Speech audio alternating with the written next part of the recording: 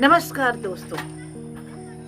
बुद्ध पूर्णिमा, वैशाख की पूर्णिमा के दिन मनाया जाने वाला यह त्योहार बौद्ध धर्म के अनुयायियों के लिए और साथ ही हिंदुओं के लिए भी एक महत्वपूर्ण त्योहार है। इस दिन महात्मा बुद्ध का जन्म भी हुआ, उन्हें ज्ञान की प्राप्ति भी हुई और उनका महानिर्वाण भी हुआ। आइए महात्मा बुद्ध के जन्म से संबंधित एक कथा मैं आपको सुनाती हूँ। एक बार महात्मा बुद्ध अपने शिष्यों के साथ घूमते घूमते बौद्ध धर्म के प्रचार में जुटे थे। उन्हें अचानक बहुत प्यास सताने लगी। उन्होंने अपने एक शिष्य को पानी लाने के लिए भेजा। वह शिष्य पानी की खोज में चल दिया और उसने देखा कि वहां एक नदी बह रही थी। उसने सोचा कमंडल में नदी का पानी ले जाकर के तथागत अर्थात महात्मा बुद्ध को दूंगा तो उससे उनकी प्यास बुझ जाएगी। किंतु जैसे ही वह नदी के पास पहुंचा तो उसने देखा कि वहां कुछ लोग वस्त्र धो रहे थे, कुछ अपने जानवरों को नहला रहे थे और कुछ स्वयं स्नान कर रहे थे। और इस सब के कारण नदी का जल बहुत ही गंदा हो गया था। शिष्य वहां रुका नहीं। उसने पुनः खोज की कि कोई और स्रोत पानी का उसे मिले, किंतु ऐसा कोई और स्रोत न होने पे वह वापस महात्मा बुद्ध के पास लौट आया। आकर जब खाली कमंडल महात्मा बुद्ध ने देखा तो उन्होंने उससे पूछा कि तुम तो पानी लाने गए थे, फिर पानी क्यों नहीं लाए? तब शिष्य ने उन्हें सारी बात बताई कि वहां पर नदी एक ही थी और वह नदी उसका जल मैला हो रहा था क्योंकि बहुत से लोग वहां पर वस्त्र धो रहे थे, स्वयं स्नान कर रहे थे और अपने जानवरों को भी नहला रहे थे। जब शिष्य ने ऐसा कहा तो बुद्ध आगे चल दिए। शिष्यों के साथ साथ चलते चलते बहुत देर हो गई थी। साथ ही बुद्ध अपने उपदेश भी दिए जा रहे थे। बुद्ध की प्यास बढ़ती ही चली जा रही थी। धीरे धीरे सुबह से शाम हो गई। शाम को फिर उन्होंने अपने एक दूसरे शिष्य को पानी लाने के लिए भेजा। दूसरा शिष्य भी कमंडलू लेकर नदी की ओर चल पड़ा।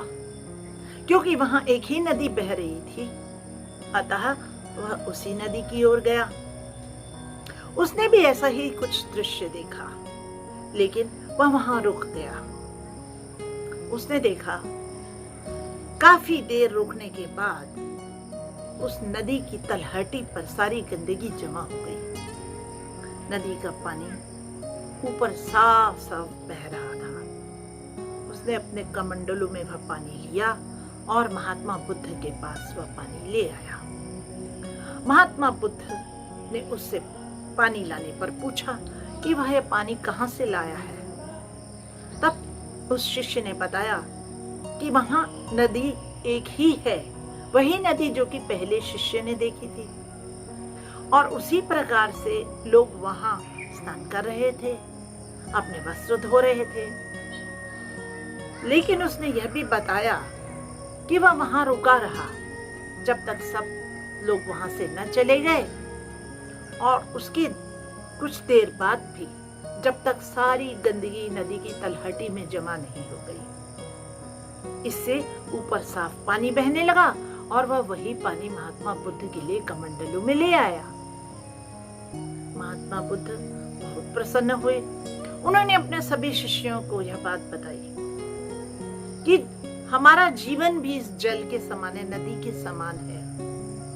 इसमें बुराइयां एकत्र भी हो सकती हैं। यदि हम अच्छे कर्म करते रहे तो यह जल शुद्ध रहता है, जीवन शुद्ध रहता है। अच्छे कर्म, अच्छा जीवन। लेकिन संसार में बुराइयां भी हैं। ये बुराइयां, गंदगी, इस दुख इस नदी के में जमा होते जाते हैं और इस जीवन रूपी नदी को मैला करते रहते हैं, गंदा करते रहते हैं। लेकिन फिर भी हमें धैर्य नहीं खोना चाहिए। क्योंकि यदि हम धैर्य से इंतजार करेंगे तो यह सारी बुराइयां, ये सारे दुख, सारी गंदगी धीरे धीरे समाप्त हो जाएगी और अंततः जीवन फिर से निर्मल और शुद्ध हो जाएगा। तो साथियों, धैर्य रखिए। जो आज है वह कल नहीं। अगर आज बुराई है, गंदगी है, दुख है, पीड़ा है, तो धैर्य से उसका सामना कीजिए। आने वाला कल सुनहरा हो सकता है। आशा बहुत बड़ी चीज है, विश्वास बहुत बड़ी चीज है। महात्मा बुद्ध कहा करते थे कि ताकत की आवश्यकता उसी को है जिसे कुछ बुराई करनी हो, वरना तो इस दुनिया में सब कुछ पाने के लिए प्रेम ही काफी है। साथियों, कैसा लगा आपको ये विचार और ये कहानी? धन्यवाद। राजश्री जोशी।